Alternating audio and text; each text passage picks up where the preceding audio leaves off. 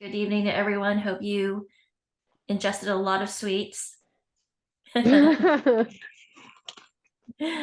um, this is our last formal meeting before our presentation next week on the 9th. And I think, as I mentioned over email, we might do a dress rehearsal, but I don't think that is subject to Open Meetings Act, right, Selena, if we're not doing any discussion? Well, that will be discussion, no? No, we're just running through it, timing ourselves. Then no. Okay. Yeah, so today would be the day that we would discuss the content. So we're going to do a run through, and I will be deleting this slide, but just as a reminder of the minutes allocation, I talked to Juan and he didn't think he needed his full 5 minutes. So I'll take that to do introductions. Oh, okay, Juan's coming back on. And then we'll move into the background. So there's about 5 to 8 slides, each for Juan and Jeff, and they're going to go through the background, which is significant, I think, in laying the foundation for what we're about to propose. And then we've got the 5 recommendations, 1 on schools and youth by May, and then 3 related to the API community, which I'll do, and then the 5th one will be on cross community by Nazneen. So I wanted to check in with you. Is there any comments about the time allocation for the presentation? All good? Okay, great. So as we're going through these slides, I just wanted to have you think in the back of your head about, whether the, content is informative, it's relevant, and then next for readability, is it concise? I think we have a lot of text on these slides, and we probably will have to pare it down further, which means increasing visuals, and also, the last veneer would be to ensure that we can maintain interest. On November 9th, we're going to go last. It'll be, late in the evening, and we'll all probably be tired. So let's also find ways to maintain the interest through our presentation. So let's move on to the slides themselves. May, can you advance? Yep. Do you want me to keep it with the notes up so in case we need to make changes we can, or do you prefer the presentation view? Just want to check in on what's the most helpful. Oh, okay? do we want to see the notes also? Or like what's coming up just for now? Because like I know with the left side you can kind of see what's coming up. Yeah, Okay. I think so. Okay, I'm seeing nodding. So yes, let's do that. Thank you. Okay, so the overview is that we have an introduction to our cohort. And then one thing I thought was helpful that one of our fellow cohort groups did was to list out the recommendations in brief on one slide in advance. I didn't do that here, but what do you all think about that? Just so that people have a preview of what's to come. I think Meaning, oh, go ahead, May. This slide right here, the 3 where it kind of shows, or you mean like actually showing the recommendation or just the outline of like, here's the order? Just listing the 5 recommendations. Each of them would be like a phrase. They would all fit on one slide. And that would come before the background slides.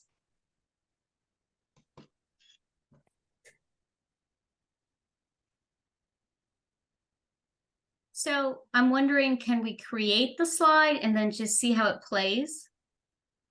Because we can always delete the slide. Yes. So May, do you mind doing that? Just doing an insert of a blank slide?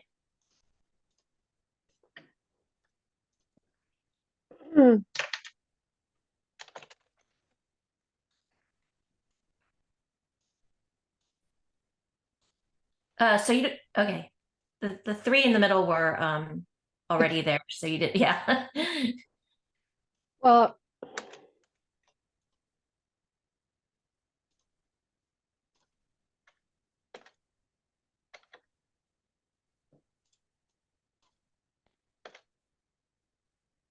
what are the other two? So the other two are embedded under AHPI community. That's the one with the several, oops. It's like, I don't have that draft Oh, so 5 if policy you- recommendation. Yeah, Yeah, hold on. I have it up as well. So can I, if I pass through, will it? There you go. Yes. So that's one. Mhm.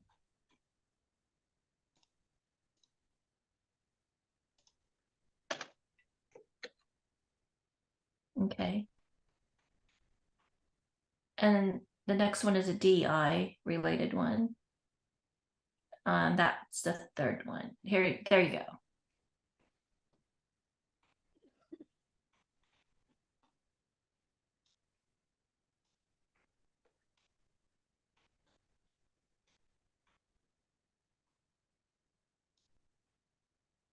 This is this the third one? That's right. Yeah.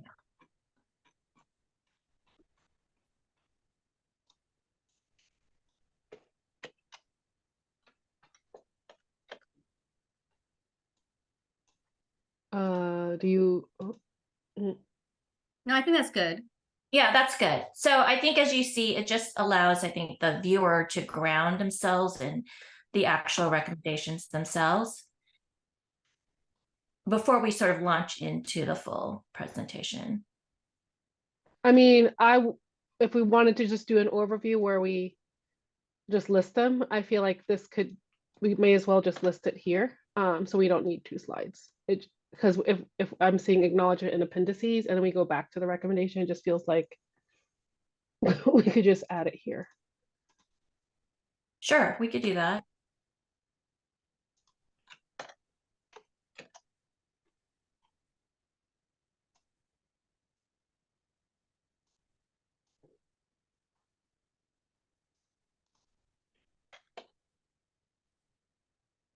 Something like this, and I can fix the font. Yeah, okay. So does it work for everyone as an overview?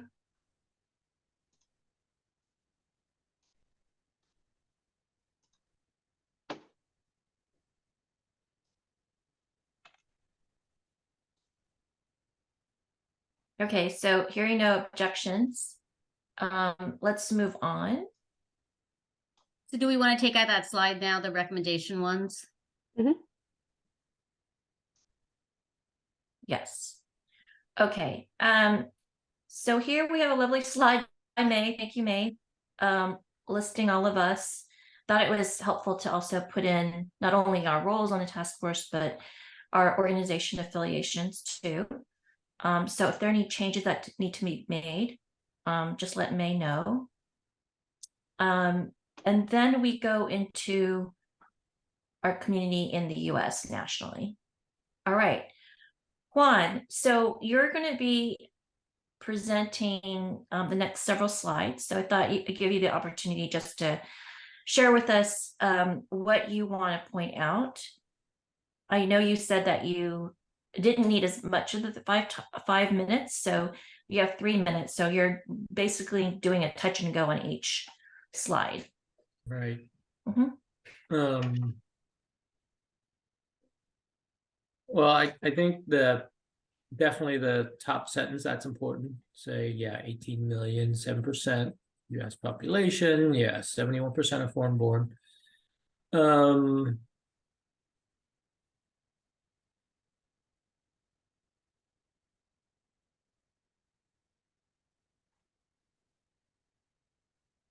Yeah, there's a lot of other stuff here.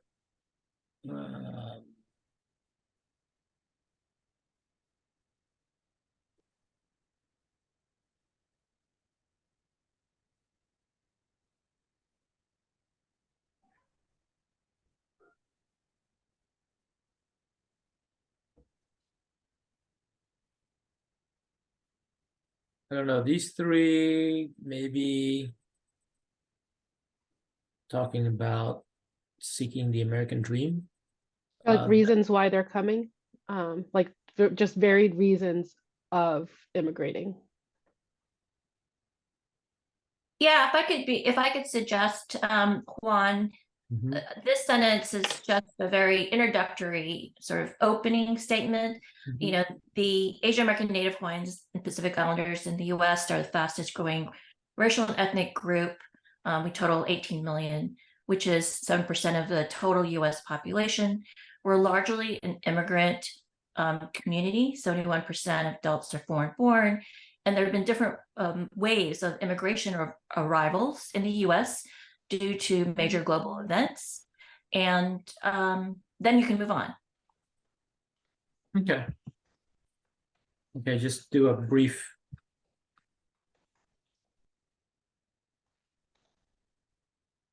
Yeah, And I don't think you have to go into right, okay. the slide That's a good- itself. Yeah. Okay, that's a good way to do it. Okay. Okay.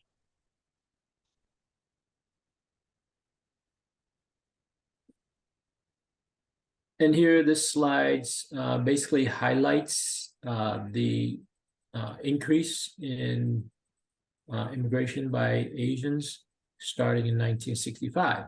And that's mostly due to the Immigration and Naturalization Act of 1965.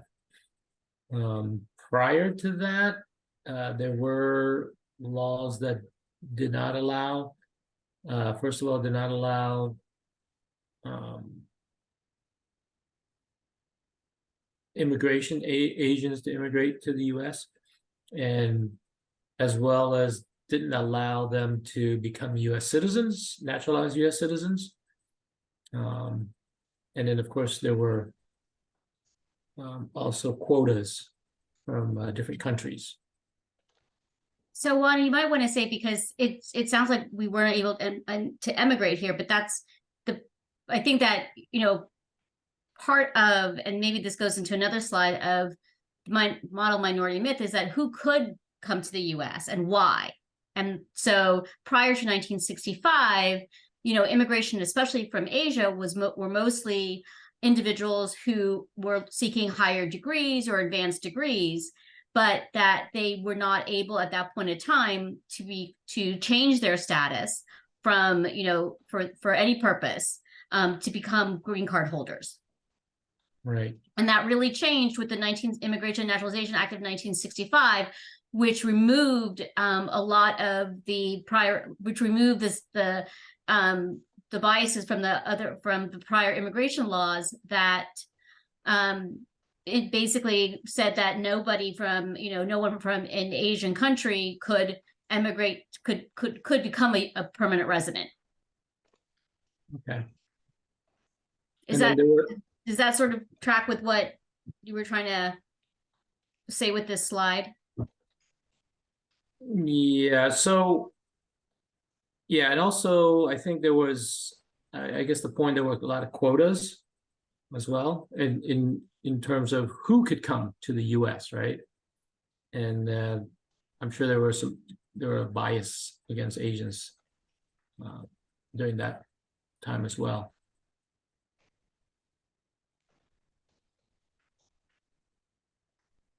Can you guys see the notes? I've been trying to capture your conversation on the bottom as well. Oh, yeah. Okay.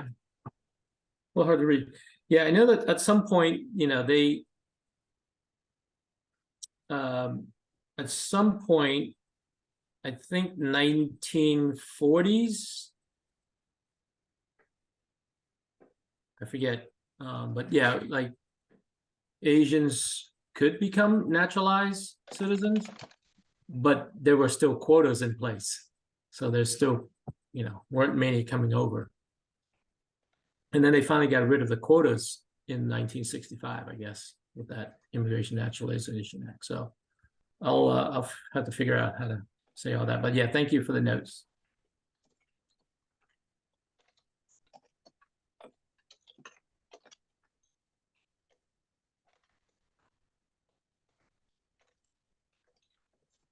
Okay, sorry, I was just fixing something. Restriction on who could come.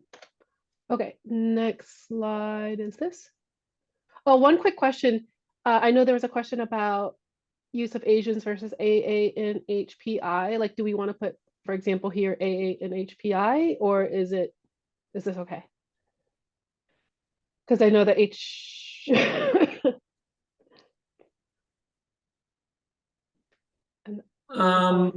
Do Is this we, fine? do we define a NHPI?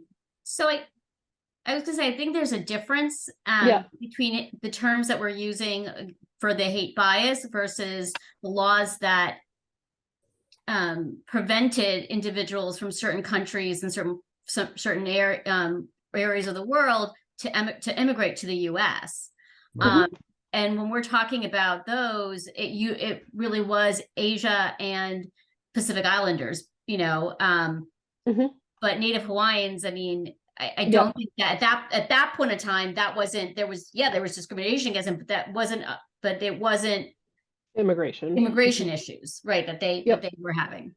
Okay, so again, just wanted to check out AAPI or Asians. Yes, I just wanted to double check. We can keep it because they weren't naturalized yet. Yeah, not Americans yet. Yes. Okay. Thank you. This is the next slide.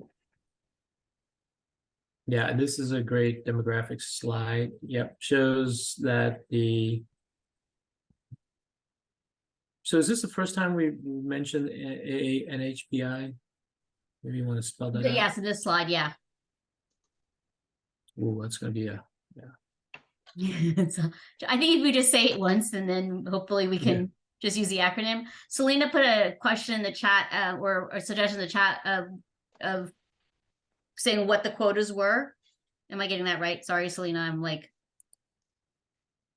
She said, can you all hear me? Yeah. Yeah. Oh, okay, because I was talking before and it was going nowhere. Oh, no. Oh, could not hear you when you were talking. No, now we can hear you though. Okay.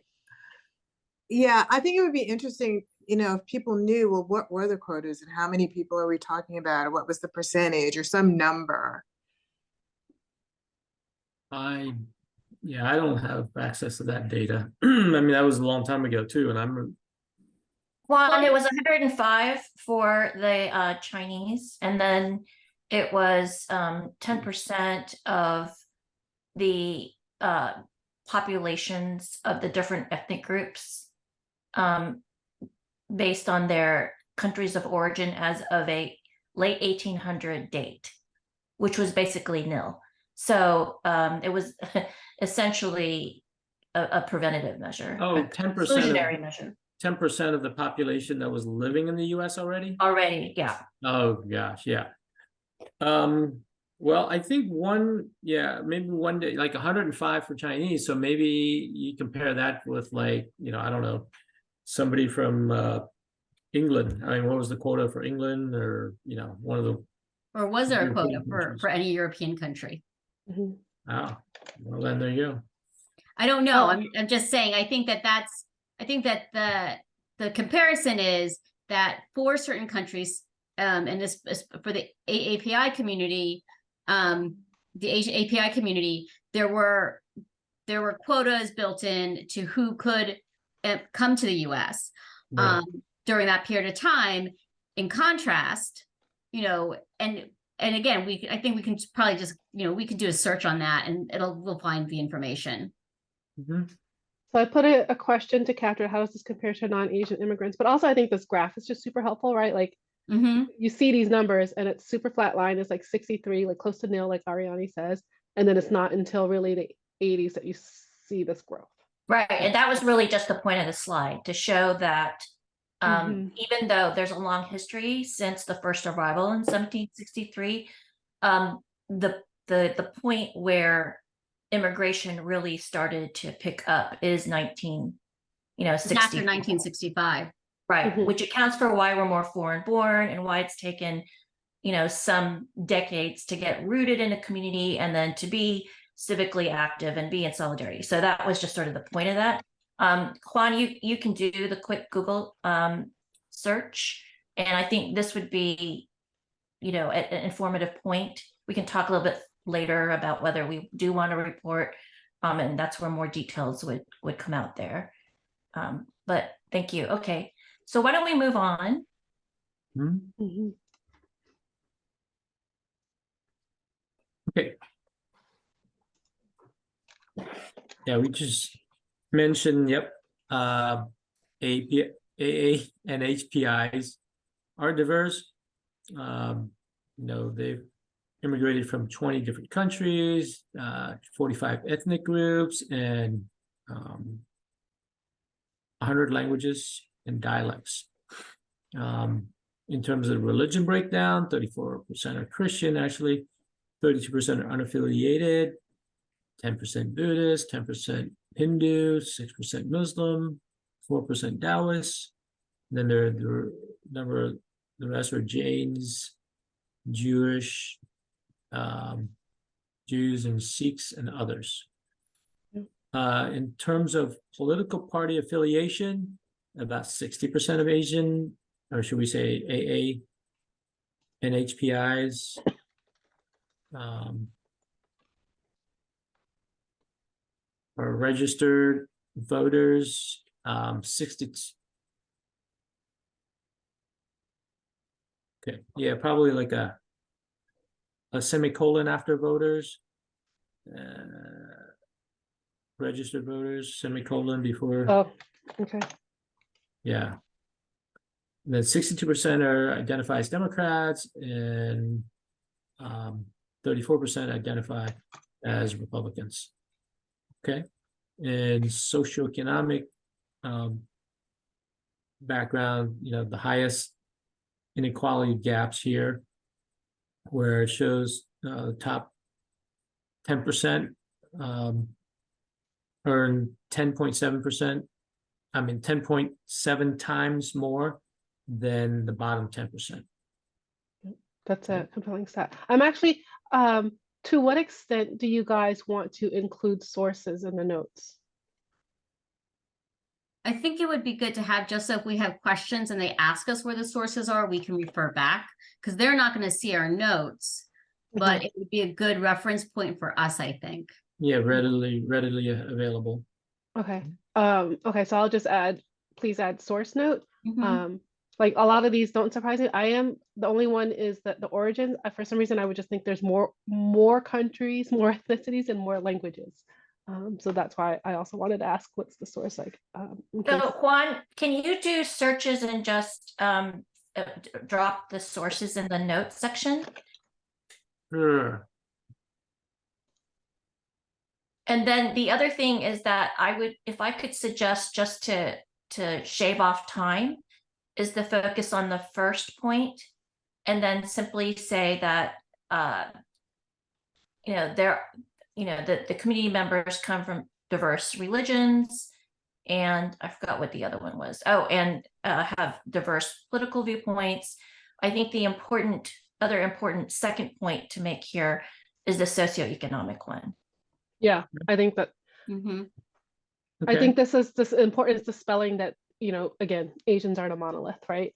Yeah, I was just going to say that we're not we're not a monolith. There's like all the, we come from different religions, different ethnicities, and we are diverse in our political viewpoints, and everything. But I do agree that the socioeconomic is really one that needs to be Highlighted. highlighted. Yes, thank you.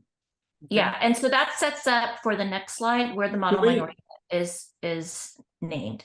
Okay. Good. Is it okay if I actually highlight this then, if we really want this to stand out?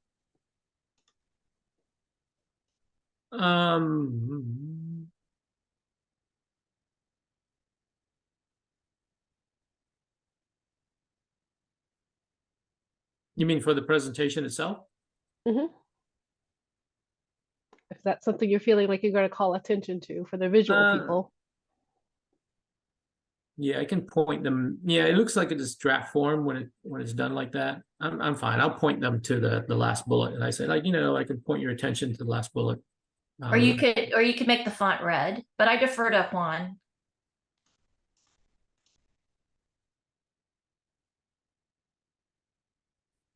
Okay, that looks a little better than the yellow highlight. Okay. Yeah, it just makes it look like it's still in draft form. Yeah. Okay. All right, thank you. You could also just bold it. That's true. See how that looks.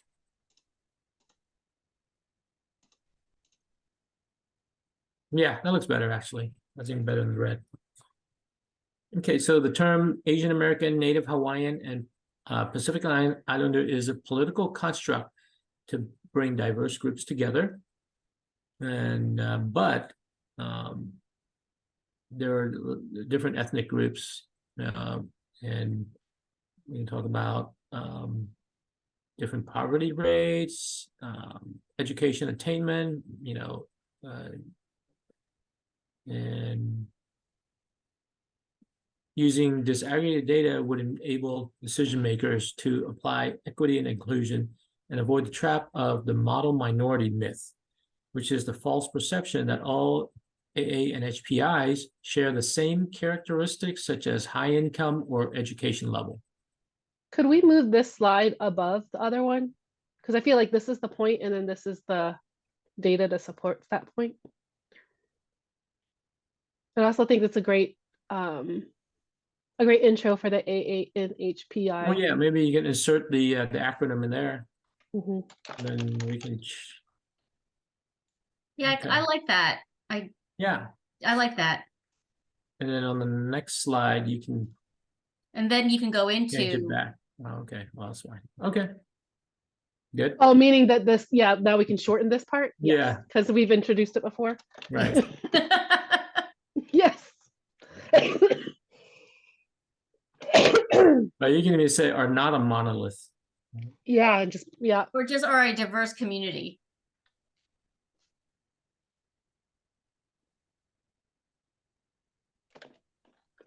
I like the not a monolith because it underlines that Okay. both. It's like both.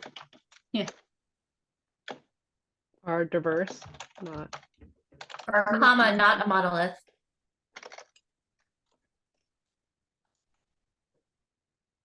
Ooh.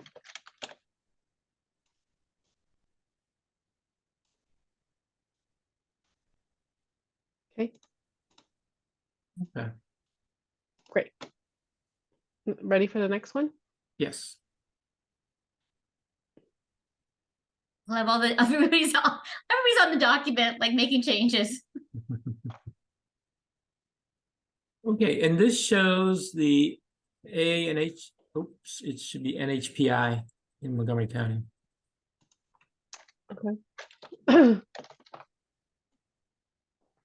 So current populations is about 185,000 or 17.5 of the county's population. There are 117 of which are immigrants, or 63%.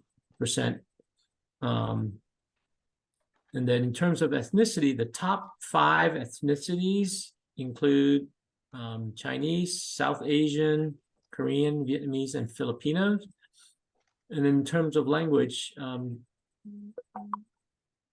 72% of A and HPIs report speaking a language other than English at home, and 28% report speaking English less than very well.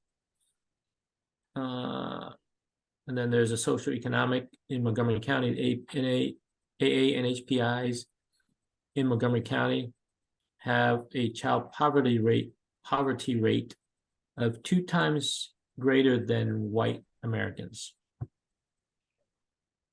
I'm gonna maybe add something like nationally here, right? Whereas the other one is emphasizing the Montgomery County more locally. Yeah. And to get short, we might could just say that was the national trends. Here's more of the local. Statistics, like similar things, right? Limit foreign born, limited English proficiency. Like what is it that you want to call, particularly on the local level? That's so we're not necessarily repeating the same stats at both the national and Montgomery County. Language. Okay, languages, I guess. Mhm, The graph is definitely an eye chart. mhm. Yeah, can we make that bigger?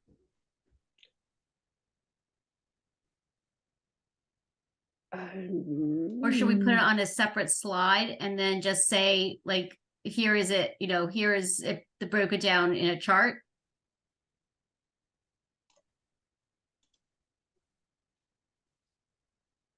Is that two different graphics or okay? Yeah, yeah.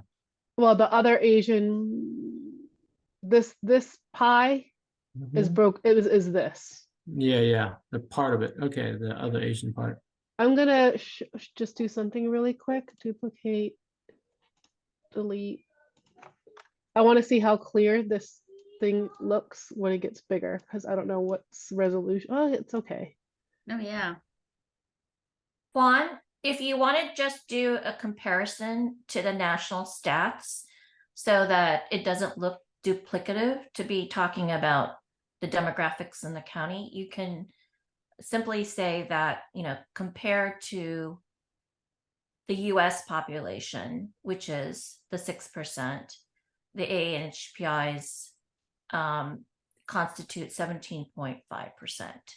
Mhm. They have, you know, In Montgomery similar County. foreign-born status, similar top, you know, ethnic groups. Mhm. I'm not sure about the LEP. I think that's probably similar. Nazneen might know better. Yeah, But- so I can Uh-huh. check. I think I sent everybody the data that I downloaded from the census, but I'll double check on it and let you know. Okay. I think But it may think- have that. I think that's where I got those stats. So I think that it does show on that that spreadsheet what the national is. So but we can check it. I'll double check it. Thank you, Nazneen. There was an attachment to an email from Nazneen, Juan, with Mhm. an Excel spreadsheet. And then the last point, which I thought was interesting, though, is that on the national level, the ANHPI child poverty rate was similar to the national poverty rate, but in the county here, the Asian American Health Initiative reported it's 2 times the rate of whites.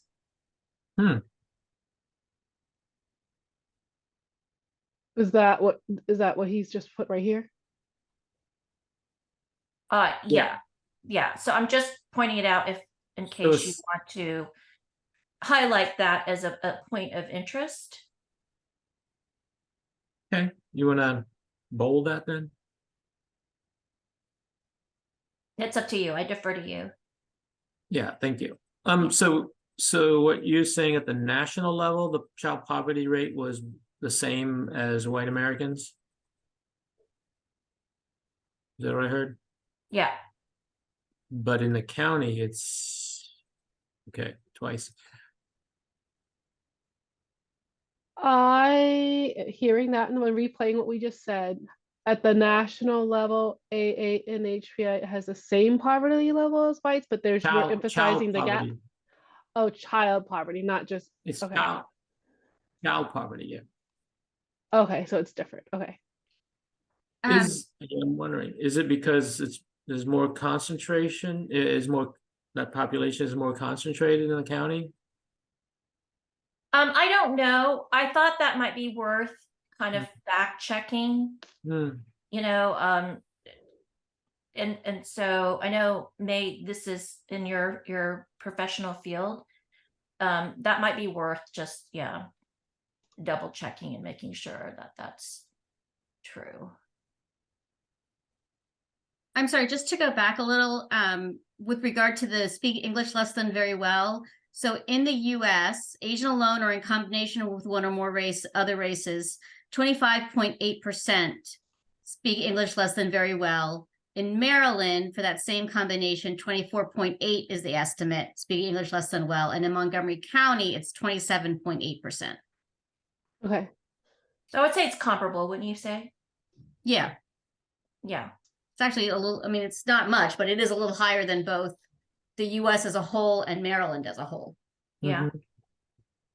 So Juan, in some, you know, you could just say, you know, these stats track the national data except for population, go through that, and then the child poverty rate. Okay. So highlight the child poverty rate and okay.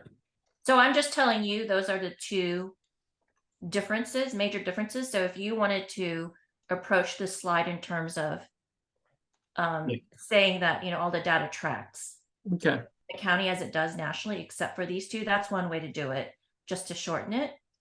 Okay. Or you can pick whatever salient points that you want from the slide. Okay. All right, just compare the population, the top, and the socioeconomic at the bottom.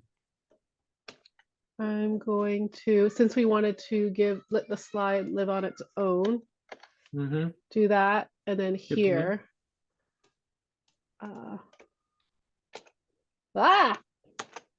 Sorry. I was gonna text that. Okay. Ooh. Why is that doing that? Okay.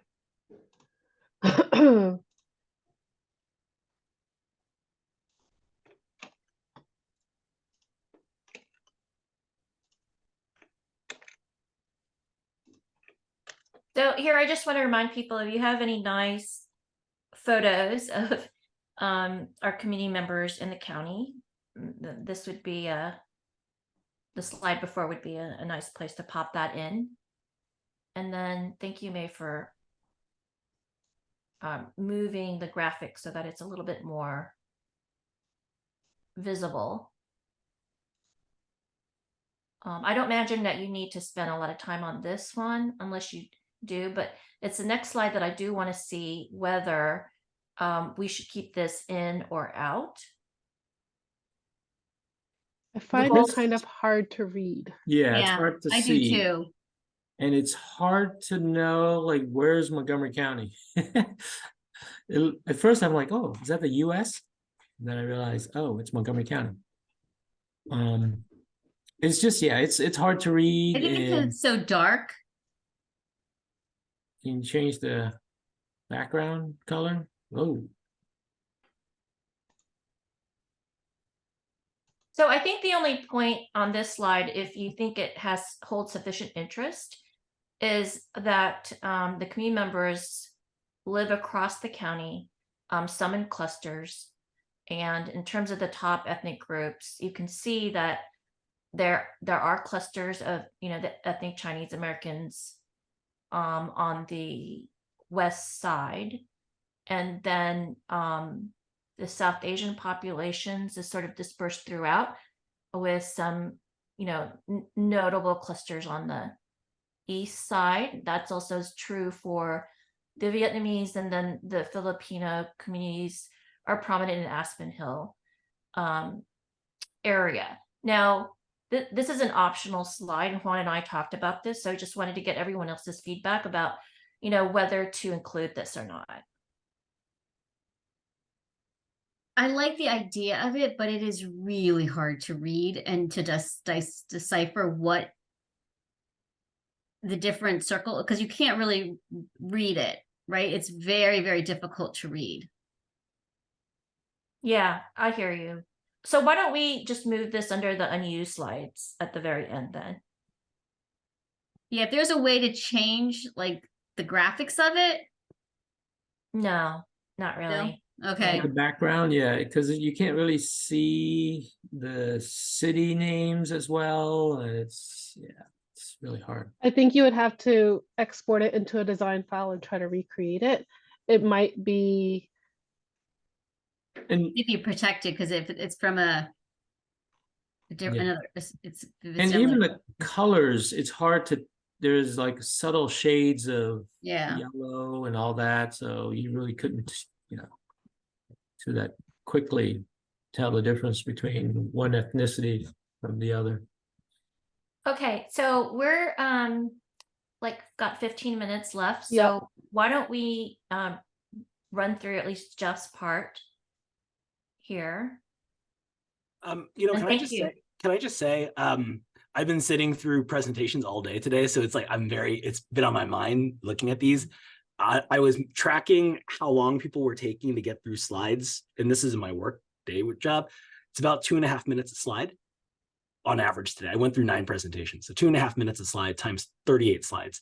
So I guess I would just say, like, I always envisioned us being substantive and helping understand the circumstance, and I think the slides that have been created for Juan's section is critical. I think I can streamline this part into 2.5 minutes, and I think it's important to do so because I would like us to get to a Q&A part that is substantive. And also, if they have questions on any of the topics, we can go back to them because it's just a significant overview.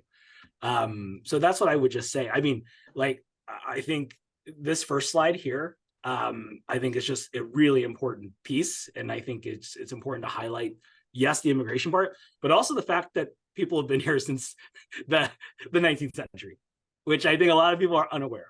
And I think that's important, especially in the California context. I know people picture California as a progressive place, but also California was also home to some of the worst things, including, the forcible movement of people for internment and other things.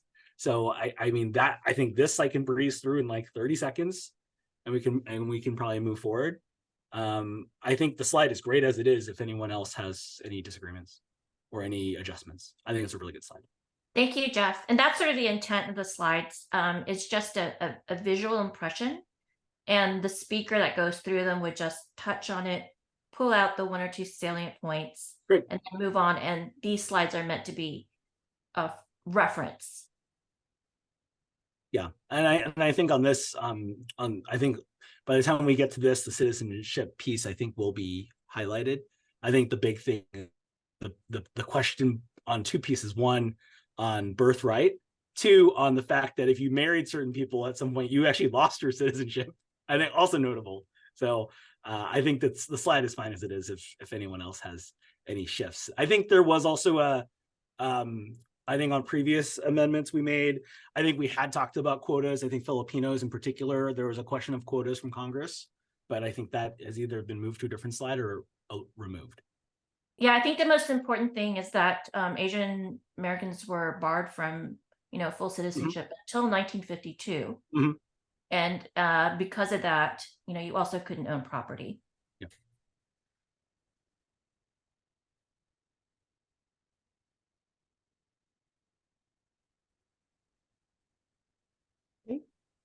There we go.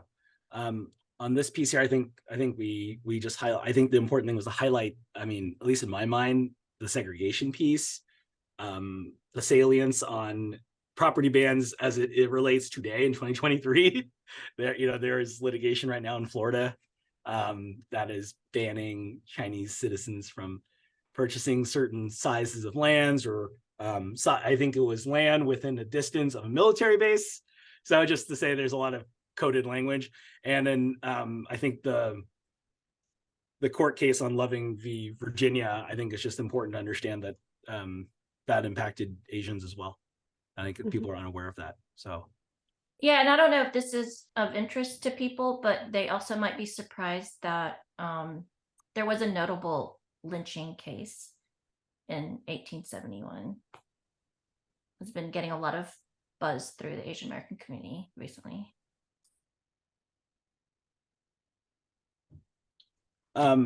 Is that, I'm sorry, on the lynching, are you referring to the one from 18? Right. Yeah, I see. Yeah. I see. I mean, there were, I don't know, I guess to say, like, I mean, there were significant race riots in the 19th century in upper Northern California, Eureka, and a few other places. I don't know if that's the case, I mean, we can highlight that here if people think that's appropriate. It may be sufficient, and you'll see some data points in the comment section, Jeff, just to say that, there were racially motivated mob violence, including riots. I see it. Right. Okay. Let me ask folks here, on the civil liberties piece here? Is this something, I mean, I feel like the China initiative alone is like a 20-minute conversation. I don't know how folks would feel about any one or two emphasis. Maybe the fact that you had federal employees that were told basically that if you're from certain countries of origin, you can't work on those issues. That's salient for the federal government. For me, I think the salient one is the Japanese American incarceration, and the community's well aware that the legal basis is still on its books. Today it was not overturned, and that is a cause for concern. And our communities also have been subjected to profiling, especially related to foreign events and where national security is heightened. Okay. Did you want to put the year there for the Japanese American incarceration just to be Consistent. We do. like 1941, I don't know, through 46 or something like that? I think it's 42 to 45. Okay. May I ask what's a MEMSA? Oh, sorry, Arab, Middle East, Muslim, South Asian. So this is racial profiling at airports. Mhm.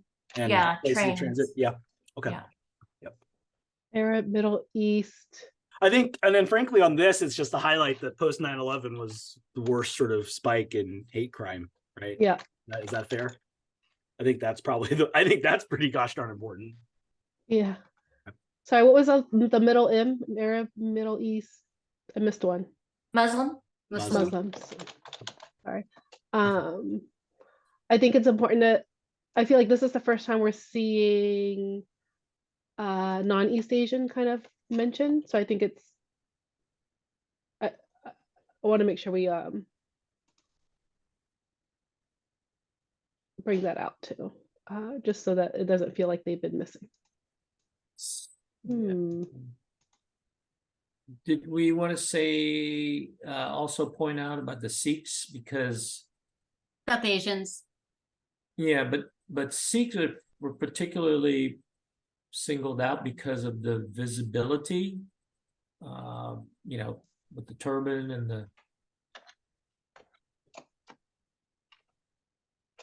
I'm trying to think how to, because I mean, if we're putting South Asians, and I think you can say particularly the Sikh community of the South Asian community, but even, Muslims within the South Asian community were targeted, especially women who were wearing hijab, I will tell you, I was on a flight in 2013 and going abroad, and I was with a friend, and we got put into we had to go in through different doorways. Yeah, the Dulles The one line. I went through had a dog sniffing, and the one she went through, she's like, "What happened to you?" Yeah. I think after 9/11, I think I just remember hearing a story about, The Sikh community because of the turbans that they wear, people believe that they were of Arab descent, and they weren't. right. And Exactly. they got Misidentified, yeah, most visible, but also most misidentified group.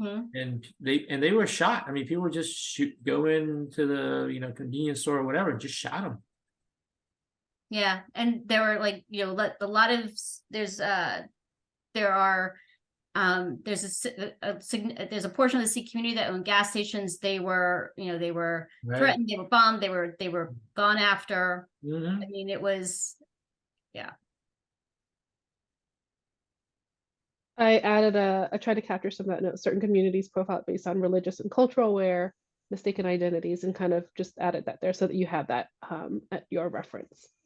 Yeah, and I will say the South Asian community got targeted a lot after 9/11, no matter what religion you were, because they weren't looking at that. For a lot of people, they were looking at skin color, and it's interesting because most Arabs are not dark skinned. Right. Mhm. Yeah. but that's the impression, and that's what, you Mhm. know, and so a lot of the community and a lot of women were targeted more because, again, you could identify if they were wearing hijab no matter what ethnicity they were. Mhm. Right.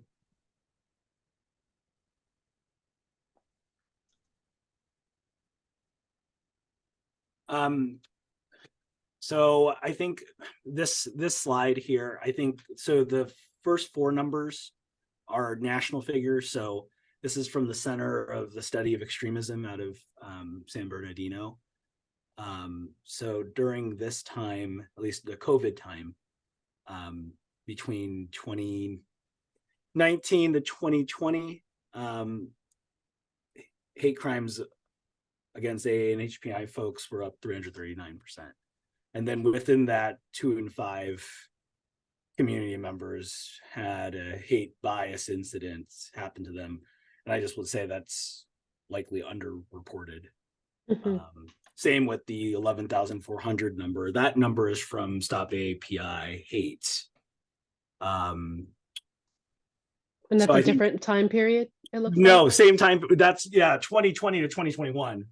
So from March 2020 to March 2021. So within that year, let's say close to 12,000. But that's reported through them. So I Mhm. think that's light. But I think that, I mean, from my view, and the next sort of batch highlights this, but in the state of Maryland report that went out, of the 465 hate bias incidents that happened in 2022, that's an increase from the year before, which had 388. And I think most notably of all those, right, is a very small number of anti-Asian, but in terms of verified versus totals, those are, I think it's fair to say that during 2020 or 2021, there's no way there were less than 4 of those incidents. I don't see that necessarily being the case. Now that's using figures from the state. And then the Montgomery County monthly report, same thing. I mean, those are 21 report incidents. The thing I think we would highlight here, and this can go into the next conversation of our recommendations, but, you know, people don't, you know, there's not really a safe space or language proficiency or cultural appropriate means to report these incidents, especially if there's areas of shame. I know, Ariana, you had highlighted this incident at a Rockville McDonald's. Basically, a guy went up to a Rockville resident and spit on him and said all this crazy stuff to him. I probably looked, yeah, there we go. I probably looked at about 40 minutes of materials. To be honest, they have video of the guy yelling at the reporters. I mean, that's probably interesting if we're gonna have a multimedia piece. But I think just to say, like, everybody's known somebody that's experienced this. And the point is that it's sometimes random. The other stuff I saw were largely in different counties. And I did see quite a bit of stuff in Baltimore, but I don't know if that would necessarily make the line of an exacting of a hate incident. Certainly harassment towards a person who happens to be of Asian descent, I probably could say. I don't know about the other piece, but I just use that quote here because that's direct from him. I know there's a way to make this prettier, but I just wanted to make sure I just had it on there on paper. I think the big thing is, the takeaway here is there's no way that during the COVID-19 era that there were a total of 9 verified hate bias experiences in the state of Maryland. I can say that with certainty. Yeah, Jeff, I think that's very important to say that That's the takeaway. That's a takeaway. Are not reporting anecdotally. They are sharing, but they're not reporting. I think there was another serious hate crime but I'm not sure if it was in Montgomery County. I think it might have been. So I wasn't sure where you could find that. Yeah, I think I saw something in Baltimore, and again, I don't think it necessarily fit to what we were trying to. I don't think it was that. Yeah. So yeah, you might just talk to the community this one was liaison. this Rockville McDonald's incident was a clear clear case, especially if you pled guilty to it. Yeah. But yeah, so I apologize for What year was the McDonald's? Last year. That was last year. No, That was last we year. should put that in there. Yeah, I mean Same. it's right here. So I mean we can use a different quote if you'd like, but that's the quote I was using. Gotcha. But yeah, it was just a random person that went up to him. And then I don't know if you see the end of the quote, it's pretty funny. He's like, I wasn't too worried though, because I'm not married, I don't have kids. It was pretty I put that kind of as a joke, but also it's really quite sad. Yeah. And then he was a Taiwanese American. He's a Taiwanese American. So I think just no. But anyways, I think that's a good feeder into the what makes anti-Asian hate unique, which is this slide here. So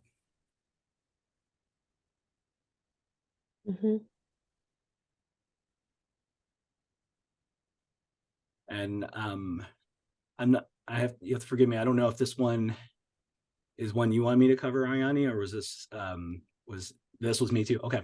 Yeah. I mean, we can talk about Vincent Chin here from the 80s. Certainly, I think just sort of one of the most formative cases, right, with being mistaken for being Japanese in Detroit, and the two people that killed him, I think got like nothing. I think they got like 3 years of probation or something. It was They like got nothing. nothing. They got nothing. So 3,000, yeah, fine, time served. One of them was in jail overnight. yeah. And because the group is so diverse, right, there isn't like a natural symbol, right? I think that's important. You know, I mean, I don't think you can throw a rock through a temple and say like, oh yeah, that's anti-Asian hate, but you know, it fits under that umbrella. And I think the big thing too is just, and I can talk about this delicately, but there is bipartisan concerns about the rise of Asia in general, and that does have an impact on our communities locally, right? If there's overreach and the politicized rhetoric and then overreach in government action. Yeah, and I just want to make it clear, it's bipartisan, right? This is not just a Republican thing. Like this is Dems too, and I think I just want to make sure to highlight that with this crowd. Right. And I think we're really thoughtful on the pieces below here. Yeah, and I'm not sure if you have time, but the point of interest under the invisibility is that, you know, during the Vincent Chin case, lawyers from prominent lawyer associations did not think that the federal hate crime laws applied to Asian Americans at that time. Debated that.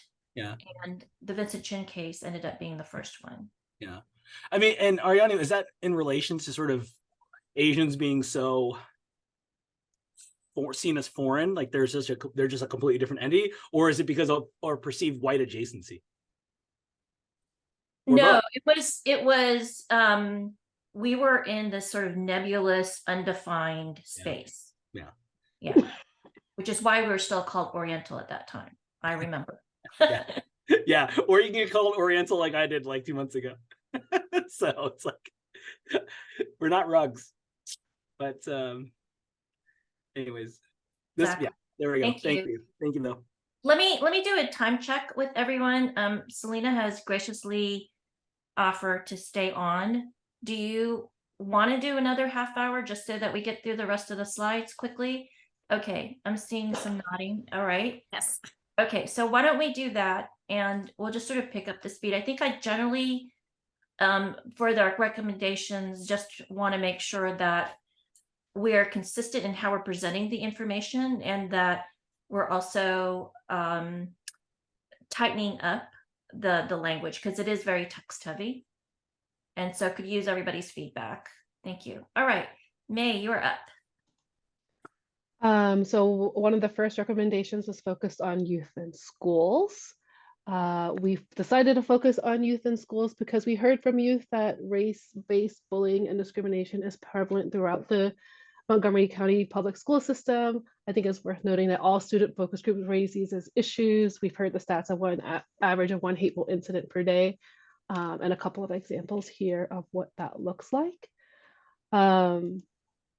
We also wanted to focus on this because we learned that what the mental health effects of hate, and seeing this stat, I think, was super compelling. Suicide is the leading cause of death among Asian American Pacific Islanders ages 10 to 19, and the second leading cause of death among those ages 20 to 34. So again, why we wanted to focus on youth and schools.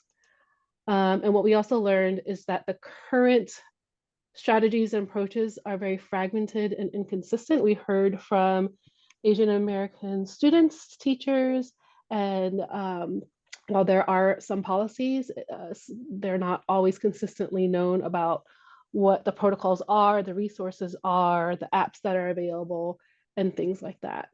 And then just kind of echoing that there's an underreporting of hate bias incidents for all the reasons that was mentioned before. So we decided to, for our recommendation, refer to the County Council Committee on Education and Culture to provide sufficient funding to Montgomery County Public Schools to improve its understanding and cultural competency on the needs of the community, provide training for staff, parents, and the broader community to be able to actually identify, respond to, and prevent bias incidents.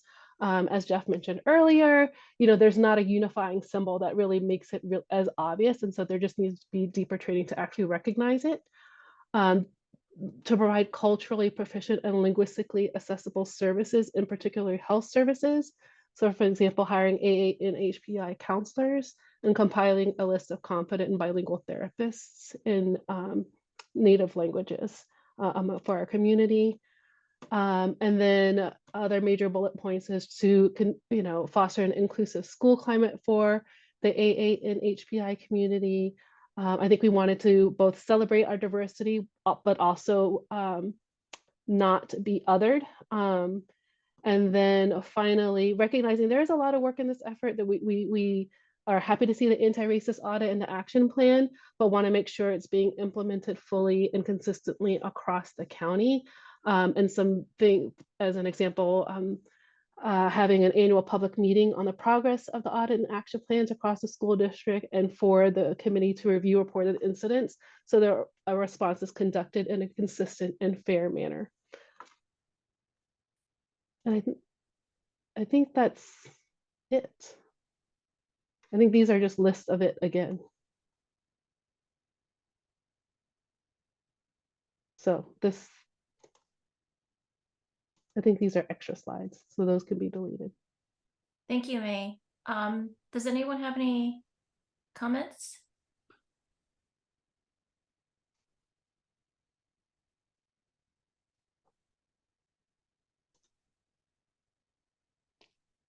And in terms of formatting, I'm happy to break stuff up and add photos, but just wanted to get at least the content on there. Yeah, I think the only comment I would make, like for example, some of these charts are very text heavy, and maybe we can reduce the text and increase the font so that we can drive home the salient points.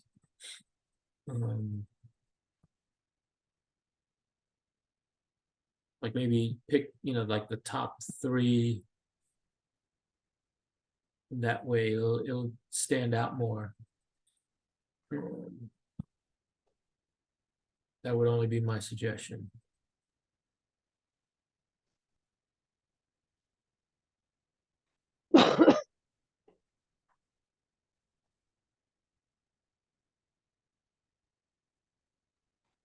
Okay, thank you, Juan. And May, I could also help with that. I kind of had to apply that practice in my own slides, and it was tough, but a fresh pair of eyes might help. Yeah, I mean, I was also like, what I like about Jess is sometimes you can take more slides, but not necessarily take more time, right? I'm still saying the same thing, but I'm just going to be like, here's the 1, 2, 3, 4, 5. Like he had like 1 of 4, 1 of 2 of 4, and so that he can make sure it was, because right now I have like 3 things on one slide, right? Like, so these can be broken up, and it'll increase the font. Yeah. Or you can just bold the key ones that you want to cover. Yeah, I mean, there is a lot of sub bullets under these. So these are the numbered ones are the 5 biggest points, and there's just a few examples Yeah. underneath each of like what they mean. If we looked at the education one, that was probably one of the longer ones. Right. Okay. Anyone else? Okay. Thank you, Juan, Jeff, and May. All right. So here's the AHPI committee. That is really a mouthful. I know we do refer to WNAPI as WNAPI. One way to shorten is to say ANAPI. So just some food for thought. You can just drop a note in the chat and tell me which way you prefer. But under this this category, we do have 3 recommendations, and they relate to 1, public relations campaign, 2, DEI practices involving the AHPI community, and 3, funding. So moving to the first recommendation, you know, as background, we do acknowledge that there is broad diversity, and being a largely immigrant community, there are several members who rely very heavily on ethnic specific media and ethnic social media platforms. So that sort of begs the question of how the county government can get news across to these populations and be connected. It's a way to convey information such as how to identify hate incidents and hate crimes. That is not a strong foundation that community members have, and much less, you know, why they should be reporting, and how the community is impacted beyond themselves, and what impact that is individually that would warrant finding resources for themselves, such as mental health counseling. So we do need that broad community education. We do need to convey where these affected parties can report. And at the same time, I think to foster a sense of community, there could be communications as well that represents the PAN AANHPI community, because that in itself is still a relatively new concept. And it's in doing that may also draw people out as well to be more engaged. In other cities such as Los Angeles and New York, they have carried out these public relations campaigns, and specifically PSAs that are informative about what a hate incident or hate crime is, where to report, where to get assistance. They are translated in different Asian languages and posted in different public places. So the benefits are, you know, increased reporting and understanding of what, you know, programs and services are provided by the county government and nonprofits, with increased contacts that gives way to, you know, more information on other issues as well, and increased civic participation in a sense of community. So moving on to the recommendation itself, refer to those public service announcements, and they can be at a myriad of locations, include not only just places of public transportation or county agencies, but also schools and the private sector, who could take that on and share that with their workforce. Given the high foreign-born population in certain areas, it will be very helpful to translate those messages to make sure that the information is conveyed effectively.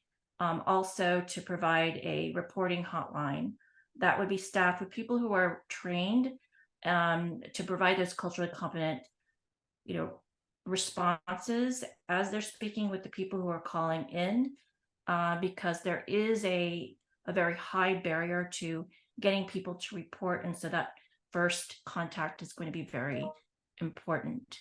Again, mentioned the reason why we do need the ethnic media to be leveraged to really deeply reach those community members. And let's see, we have pull under, okay, and to measure the success of this campaign, there could be a polling or a survey of residents to check and see if they understand what are the options that they have if they encounter bias. One quick question on this slide. I think there is a hotline. It's just the emphasis on the with the staff and trained with multilingual staffing. Right. So there's a non-emergency police line. And then there's the Human Rights Commission. But there isn't a reporting hotline. There is a number that has been reserved but not activated. Oh, And okay. Ariane, when you mean trained, do you mean in regards to like mental health services? Yes. That's what you mean, right? Yeah, that makes sense. Thank Yeah. you. Yeah. Okay. Anything else that needs to be clarified?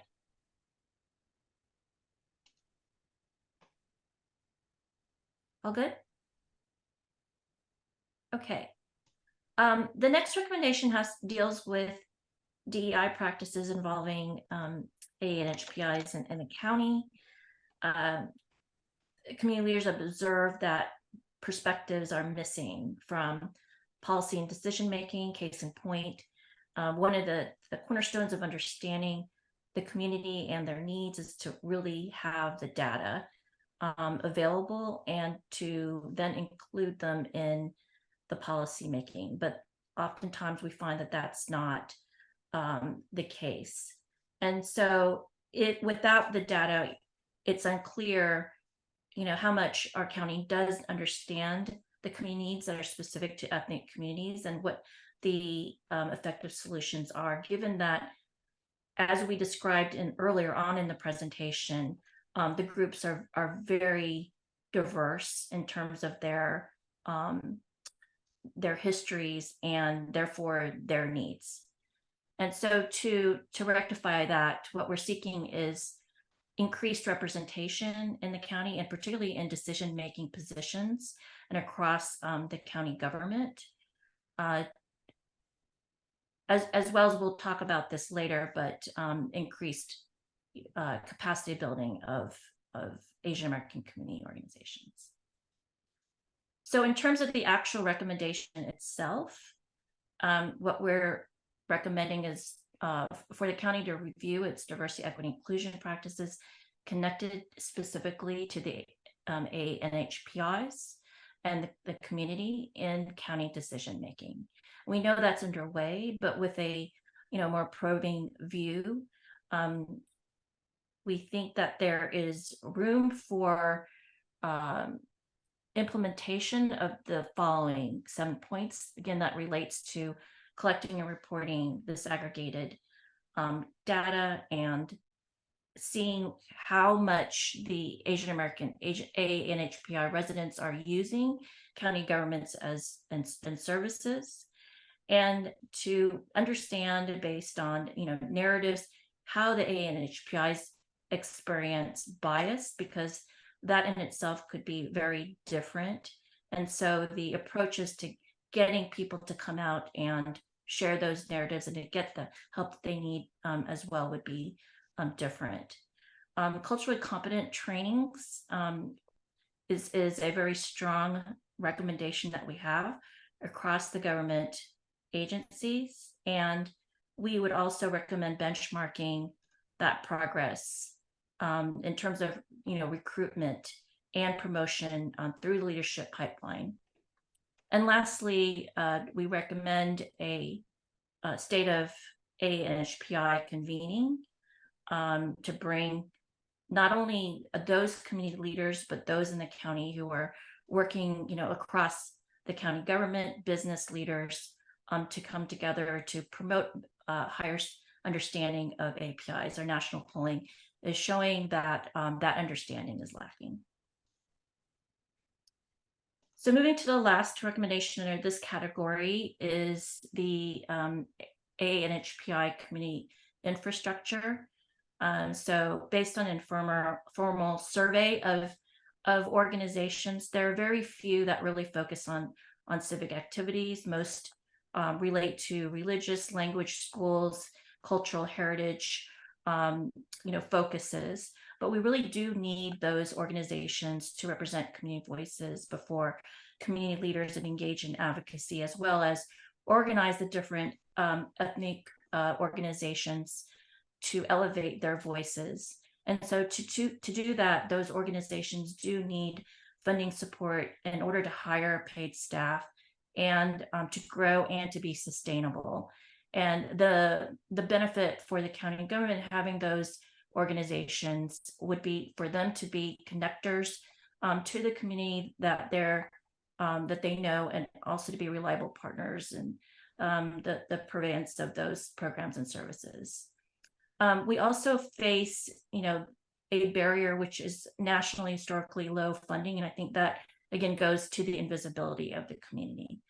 So going to the actual recommendation in the next slide, it is to fund and the capacity of the AHPI community infrastructure, meaning standing up individual organizations, building their capacity to connect to the different ethnic groups, of which there are many. And in terms of the hate crimes themselves, is to fund specific roles where navigators or people who would be in direct contact with the impacted parties would be available to help them navigate through different systems, whether that would be the criminal justice system or media or social service agencies.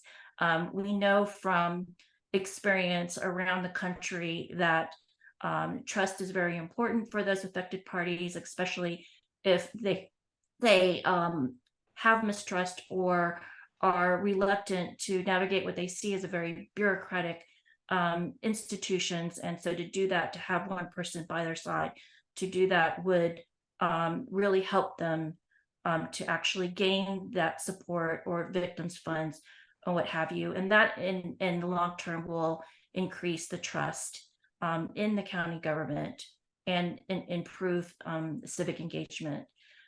So the last point is that it would, foster the growth of organizations and create a coalition that could, sufficiently represent the Pan-Asian American interest in the county and bolster their ability to be in solidarity with other groups. So with that, I will turn it over to Nazneen. Before I do that, let me just check to see if there were any comments though. So there's the chat's disabled, but I did email to our group the hate crimes hotline that I had pulled out in one of my notes, the Maryland Stop Hate, which is a text option, and then the website. So those are the state reporting line. Oh, so that one's a state one. Got it. So that's where, because I was looking at I literally pulled all the 5 brochures or whatever they've handed across from all of our meetings and at the hate bias forum. I'm like, what are these things?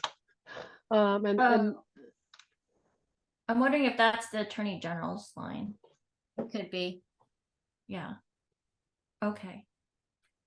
So was there anything that I overemphasized or didn't emphasize in the slides? Jeff, were you timing this section by chance? I was, and we'll need to breeze a little quicker. But again, on the day, it's fine. We're going second anyways. It's fine. But the point is, I think honestly, the recommendations part's it is the most important piece to what we're trying to provide. Like, I am all in favor of us taking our sweet darn time here, because this is the stuff that we want to leave with council and with the county leadership. And a lot of the prologue we have is to help set up the stage to now best answer the questions that we've been asked to examine, which includes all the conversations we've had across governments and community organizations and the fantastic survey. This is it. So it's long because it's significantly substantive. So yeah, it's definitely longer than 2.5 minutes, but it needs to be longer than 2.5 minutes. Oh, it's supposed to be 10 minutes total between the 3 recommendations. Yeah, I'm sure we can go. again, if we cut on the front end, I think we can do it. Oh, okay. Yeah. Yeah, so when you timed it, how long was that? I'm just curious. It was 8.5. Oh, okay, so I'm under 10. Woo. 8.5. But I will be briefer. I will be briefer. Yeah, you're at 8.5. Sharper. 8.5. Okay. 8.5 is Okay. what I had, but that doesn't include in the event that people might have a question or two, right? So if that's the case, I think it will get to 10 if you keep it as it is. Oh, okay. Okay. So if someone's like, oh, wait, I have a question, so Oh, I let's see. assume let's assume that happens too. Okay. All right. Are we Like, taking for example, questions if during someone the says, what's a presentation? navigator? I think that the other groups, they waited till the end and right? Selena, they waited that's till what I the end and then there were questions.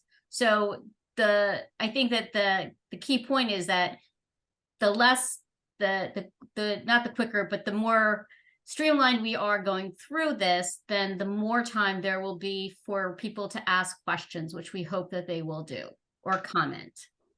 Or ask for clarification. Yes. Right. Okay. One Let me ask. Oh, go ahead, Juan.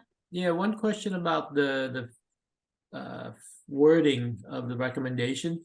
So you said community infrastructure. Would community organizations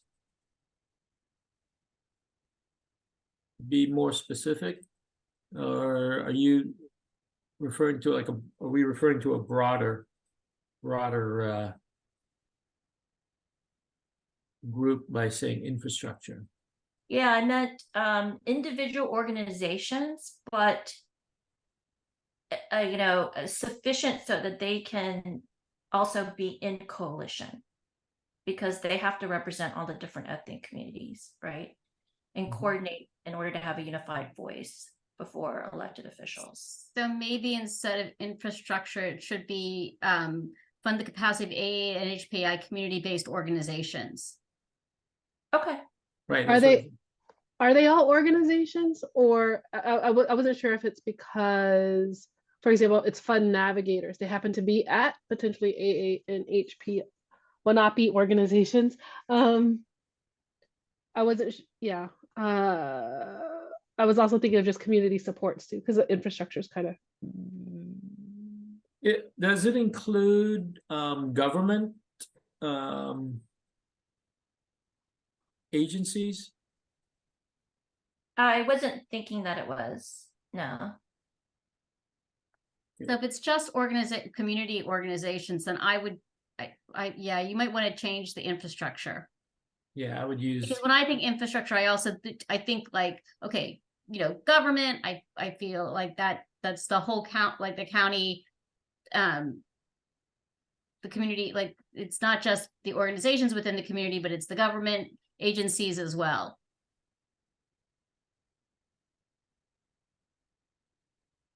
So you're saying this?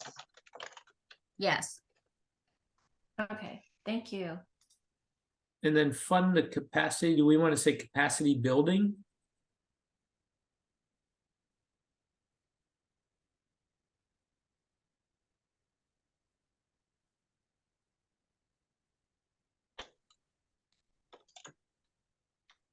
Thank you. That's more clear. Well, is it fund or is it expand, actually? Because it's not just money. Right? Expand, yeah. It's not just money. If it were just money, I think that would be, we would just say give this, give us more money. Allocation more money. I tried to say that and they don't. Doesn't help. It's okay. Okay. Let me turn over the baton to Nazni. Thank you all for the comments. Okay, so the last recommendation is in the area of cross-community solidarity. And if you want me to change the way I'm saying this, please let me know. So the recommendation that we have is to support the anti-hate task force members to maintain cross-communication and interactions through additional funding for county staff to take on such supporting roles. Yeah, supporting roles. And then the background for this is that the AA and HPI community has been involved in anti-discrimination efforts since the late 1880s and through the 1960s civil rights movement through the present. The impact, however, has not always been seen because of our relatively small numbers, although that is growing as we saw earlier in the slide in this presentation. In Montgomery County, according to recent census data, the AA and HPI population grew from 14.23% in 2010 to 16.11% in 2020. And I do have a note to check that because I think that's wrong, but I'm going to double check it.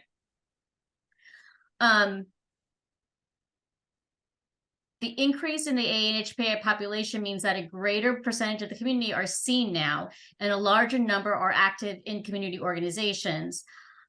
And then finally, do the heightened threats in their communities due to the rise in anti-Asian rhetoric and the threats to other communities. The AA and HPI community wants to serve as allies in multiracial and multi-faith coalitions.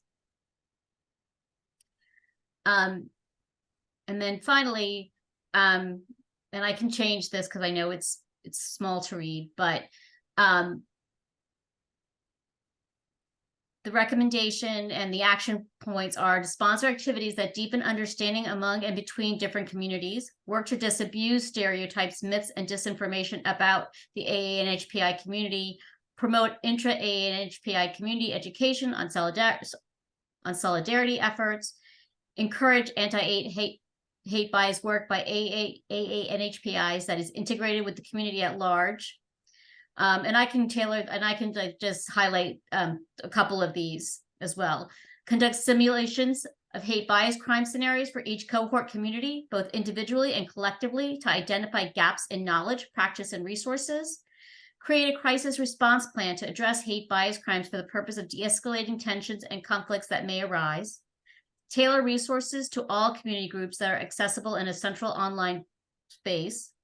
Establish an alert system for community leaders, officials, and staff to notify them when a hate bias incident occurs against a county resident and or a community group. Coordinate cultural proficiency training regarding the diverse communities within Montgomery County for county business and community leaders. And finally, provide funding for bystander intervention training to equip communities with the tools needed to intervene in hate bias incidents. So that is the final one. I don't know. These are the slides I think that were created based on the survey. I don't know if they should be here or they should be somewhere else. We can stick them in an appendix if they don't really fit anywhere. I mean, the other thing. I would not be offended if, we just stuck them in an appendix. Well, no, I'm just wondering if they should go, and I just did this evening, so I apologize, but I'm wondering if it should go, just the 2 slides, not the community, who did the surveys, but those 2 slides, if they should be put in the background to understand why we think that, and I think I had written, and I can't see my notes. Sorry, May. So this is related to capacity building, I think. If you look here. Yeah, and I had put notes in there. So that says the cohort conducted a survey of organizations that serve Montgomery County's AA and HPI community regarding the rise in anti-Asian hate. While there were a number of questions relating to anti-Asian hate on the survey, the 2 focus points were: 1, did the organization have the capacity to address issues of anti-Asian hate, such as conducting bystander intervention training? And 2, did the organization have the capacity to support survivors of anti-Asian hate? The results as reflected on this chart indicate that while 28% have already addressed the issue of anti-Asian hate and 16% plan to address the issue, the remainder either do not have the capacity or are not planning to address this issue. It is important for the AA and HPI community to work with other allies, cohorts, and organizations that have also experienced hate bias to ensure that everyone in Montgomery County has resources to combat hate bias, not only within their own communities, but also in other communities that are experiencing hate bias. It is only by working together that we will be able to effectively combat hate bias in the county. So I wrote that based on these 2 slides, but I don't know if we want to put that in there or not. Is this something that also is important to the background here, or if we see an overlap in cross-community solidarity and what Ariani just shared about the need to invest in AA and HPI community-based organization. So it could be earlier too, of like background context. Yeah, I mean, I'd like to bring up the survey because I mean, it was a key part of this. I'm just not sure where. And like I said, I just wrote the bottom part, like those notes in there, and we can change those. I just, it was just when I was looking at the slides, and based on the cross-cultural solidarity, that's what I would come up with based on those 2 slides. I would put them the survey stuff at the end, and if we have time, we can cover them. But if we run out of time, yeah, we hit the recommendations and we don't. Okay, and is what I wrote okay, or do you think that needs to be changed? I'm happy that I did that before No, I left my sounds office great. today. So, No, sounds great. Thank you. I think I have questions about the responses because organizations have done good work in terms of serving on speaker panels, doing some trainings, outreach and trainings, but the actual response to to support affected parties is very laborious. It takes like 3 weeks, and I'm not sure that that's the kind of work that the surveyed organizations have been doing. So it's a little bit, there are questions that I have about that. And I also thought, just pulling back a moment, that the thrust of the survey was really to see where people thought their constituencies got their information, and if they felt like their constituencies understood what a bias incident or crime was, and if they knew where to go, considering that if anything happened, those community leaders would be most likely the people to turn to. Right. No, I understand your question, Ariani.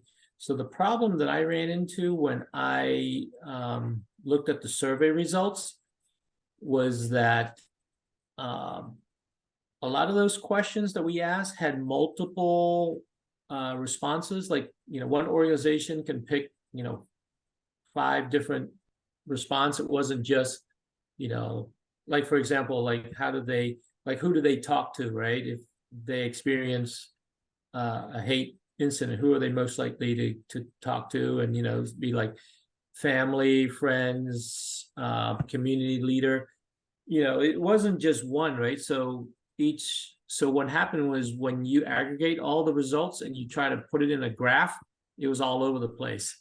You had like 20, you had 20 organizations, and basically you almost had like 10 different results, because all the different combinations, how they responded, because it was they can check off more than one thing, not necessarily just one thing. So that was a result, I think, of a poor survey design. I think because we allowed them to select multiple responses, and so when it came to trying to visually present that information, it was just it was impossible, because you'd have one choice of these 3 responses, and then another percentage had a different 3 responses, and a third one had a mix of those, and so you couldn't really tell.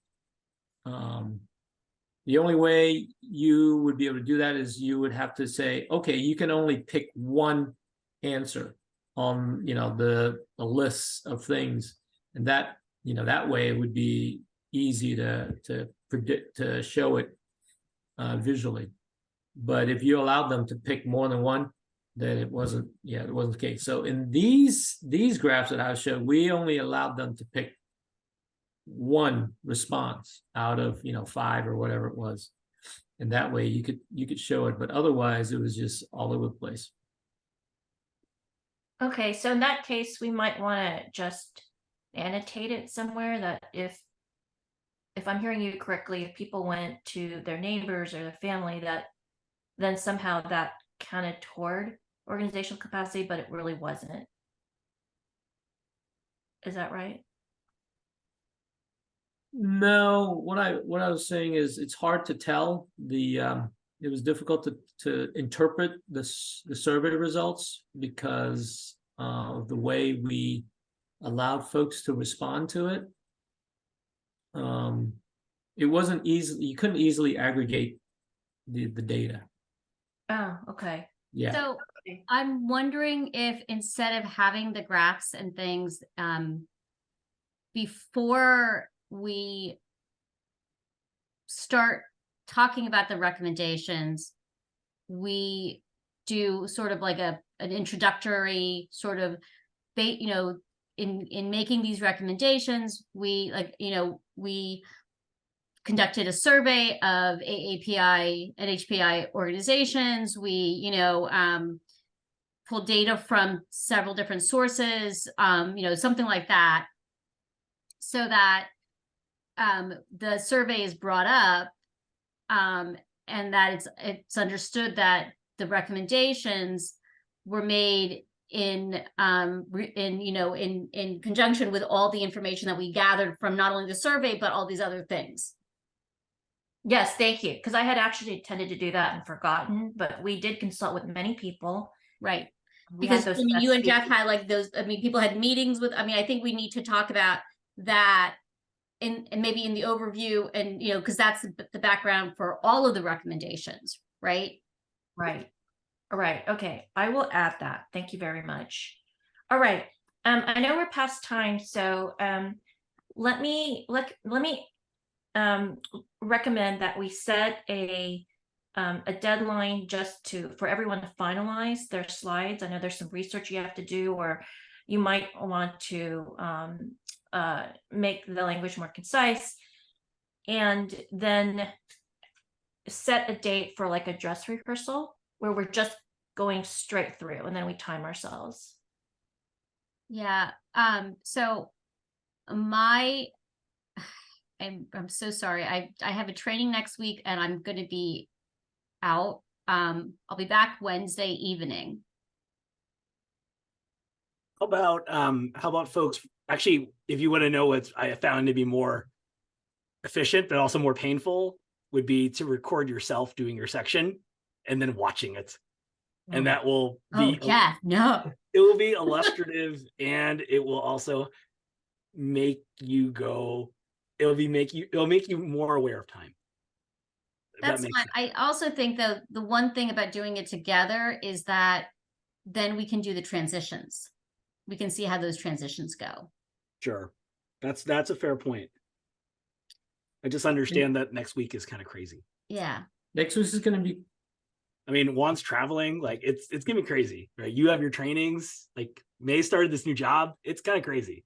So let's just give us some grace. We need like 45 minutes. So I do want to mention, thank you, Jeff, for bringing that up. Yeah. So I will be traveling the day of the presentation, and I will be landing at, I don't know, like 6:45 Eastern time. What? No. And you think you're gonna jump on this presentation?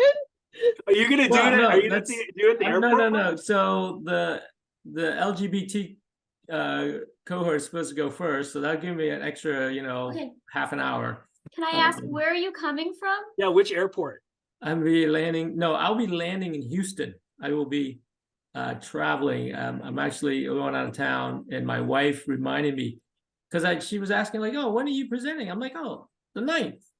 And she's like, that's the day we're flying to Houston. So I'm flying to San Antonio, and I had tickets on the 9th, and then I realized, I'm like, oh my God. Yeah. And I switched it. So now I'm leaving at 8 a.m. on Friday morning. Oh my gosh. Yeah, there we go. Inflatable balloon Perfect. Yeah, I mean, the chances of you, and if you get into Houston, everything's like a 45-minute drive anywhere. So So when wait, you No. you land, get you're you get gonna into drive Houston at what time? 6:45. I get it at about 6:45 Eastern So time. you So know that's 7:45 our time.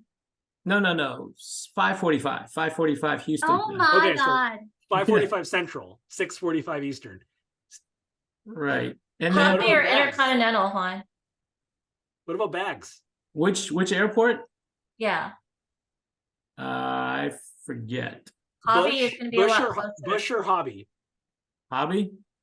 It's the Southwest. It's United. Yeah, so Bush, It's Bush. the Okay. larger one, the larger airport. Okay. So I Mhm. was planning to take the call at the airport, right? I'm not driving anywhere. I'm just gonna find, a place at the airport I hate to or say this, but should we switch since I'm last and you're first? We should switch.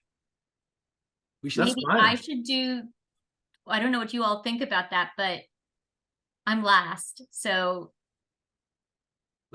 I think we should switch. I Yeah. don't understand. How would we switch? Oh, you mean like have me, This- or do you want me to present my part last? no, I No, think no. you do my Oh. recommendation. I do your Yeah. part. Oh. Yeah. Yeah, she does the Montgomery County, Oh, yeah. okay. and then you do the recommendation because Yeah, what do you guys think about that? Just so that we give him more time. I mean, a delay alone, it's direct, right? Yeah, Yeah, I'm It is worried direct. about like what happens if your flight is delayed. So Yeah. Right. Yeah, So and then you're in the air. so Or then, you have yeah. really bad connection. so Yeah. then you would each have to do one of my slides. Well, no, one of us, I mean, honestly, for flow's sake, it probably makes more sense if, let's just say you're delayed, that I do your part. yeah, I Right. agree. I Versus, think like, Jeff should take connecting over. together. And that's Okay. okay. Like, That Yeah. makes sense. we need to have some contingencies here in the event Yeah. that Right. the Backup. airport gods are not good to us, And- which The let's be connection's real, not they're not gonna be great, good to us. and we're not going to hear you well. We're just going Yes. to hear announcements in the background. Well, I'm thinking of like maybe, I'm gonna have to find like, I don't know, a quiet coffee shop or something. No, There's no Juan, such thing as no, a quiet place unless you No. rent one of those pods. no, honestly, Juan, you would have a better shot doing the presentation from a moving car, because then at least you wouldn't hear the announcements for flight gate information or Okay. like Everyone's bomb going to sniffing feel like dogs. they're on an episode of Peanuts with the teachers going wah wah wah wah wah wah wah. Yeah, it's okay. So let's plan on this. Let's let's assume you can make your part. If you Right. can't make your part, I will read Then through. you will be then my So I will backup. practice your part too. I'll be your understudy. Like it's like a play. Okay. So we'll all figure it out. We'll go through it, and then we'll leave ample time for recommendations and Okay. discussion. All right. Are Thank we you. scheduling a practice time now still? I think that was the thing. Oh, Yeah, we so did. May, if you could send around a, doodle or something and some. Oh wait, I don't want to send a doodle poll in absence of like knowing when people are traveling. So Yeah, maybe Nazneen and Juan, maybe we should talk about So, what The thing is, doesn't my work for training you. is in DC, but I'm staying at a hotel because they're like, oh, you need to stay at the hotel because all these other people are coming in and you have to do it with everybody. The Mhm. only issue is that Tuesday night is a long night and I don't get done until 9:30 at night. It's also election night in Virginia, Oh, yeah. so I Which just So are we looking at the 8th? The day before. Yeah, I think we're looking at the 8th. I think the 8th is the most logical. yeah. And Because I then think we so- can agree, like I think someone couldn't do Monday. So, and then Tuesday's a no, unless you want to start at 9:30, which I wouldn't recommend. yeah, I No, can't no, do no, Monday. I no. have Yeah. another meeting Okay. on Monday. So let's The do 8th Wednesday. at 7, does that work? Could we do like 7:30 just in case? My children have been kind of terrible. Yeah, okay, I know that's May- officially in the records here, but I'm fine with that. thank you. May- They're young, they won't know. We won't tell them. I don't know. They know everything. Yeah, Say May, 7:30. you could do us a favor and send us a Zoom link for 7:30 that day. 7:30. That'd be great. And then when do people I think? can they- do a Zoom link too, May, if you can't. I can do it. Oh, yeah, I don't have a Zoom link. I can we do would it. have I can joined do it. Google Eat. Thank you, Nancy. Nope, I can do the Computer- Zoom link. No problem. Okay. And when do you think that you all can finalize your slides? So this is what I'm wondering. Do we want them? Because like mine don't look like yours and or May, like, So do we want it to be consistent? Do we want bullet points? Do we numbers on the recommendations on the sub points? Do we want numbers instead of bullets, so that just to know to go back in and make those changes so that they all look consistent? Yeah, I would like it to be consistent. So I had said I could try to help support that, but it also means like I can't promise helping if You would- things you aren't would- in by a certain amount of time. Yeah, I mean, you Yeah. wouldn't be, I guess to unify the consistency, we wouldn't be able to do that until like Wednesday. Right. But I think the most important thing is we just get the key materials and the notes in Yeah. by Monday. So the thing I was going to offer was to see if maybe I could get some, graphic support. And so that's why I wanted to get the content in, because if I can, then I like a little So- bit of time. I guess I could say, because mine's the shortest, actually. Yeah. So I could probably do mine by Friday. Okay. So can we say Friday close of business? Let's Does that work? let's shoot for Friday. And Yeah. if Okay. anything happens, we can Okay, good. rediscuss. And that'll give, I think all of us should go through everything just to see. I mean, I think it's just helpful to get extra pair of eyes, typos, this sort of thing. Maybe everyone can go through it before Wednesday. I think that'd be very helpful. Yeah. Okay, great. So content finalized by Friday. If I am able to get that graphical treatment, then I'll let you know.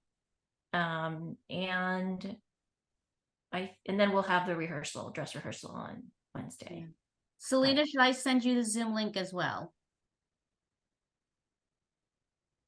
Do we need that if we're just gonna run through? She said we didn't. No, okay. I just wanted to make Okay. sure. Yeah. No, Okay. you don't Lena's need like, to. I don't need to be there. Yeah, no, I mean, Selena, unless we're going to buy you drinks, I don't think you need to be there. Yeah. Now she's like, wait a minute. Okay. And then I was just gonna point out for like folks, right? Like some of you have seen this, but like if you click on a slide and you click on layout, those are the templates that are in there. So that if you're looking for the whatever headers, that's just a quick way to like say, okay, this is a title slide, or this is the, Are you sharing your screen or anything? oh, I was, but I can actually do that appropriately this time. I forgot that I stopped sharing because I was looking up stuff. Can you see it now? No. Yeah. No. You need to double click. Double click. It says, oh no. It started screen sharing. It said started screen Yeah, it sharing. started. but I think it's just took a long time. It's taking a long There are time. blank templates at the very end of the presentation, so you can just copy, duplicate, and then fill it out. So I want to let poor Selena off because she's now an hour past due time. And Selena, I just want to also not only thank you, but if you have any comments, feel free to okay. share them to us. We want to make sure there's a logical flow to everything as well. So Layout. Okay, I see it now. Thank you. Yeah, Okay. if you click on any slide and just click layout, you'll see some options there that others have used. That's great. Okay. okay, thank you so much, all, for all your hard work. And so we're almost to the end. Thank you. All right, thank you. Bye. Bye-bye.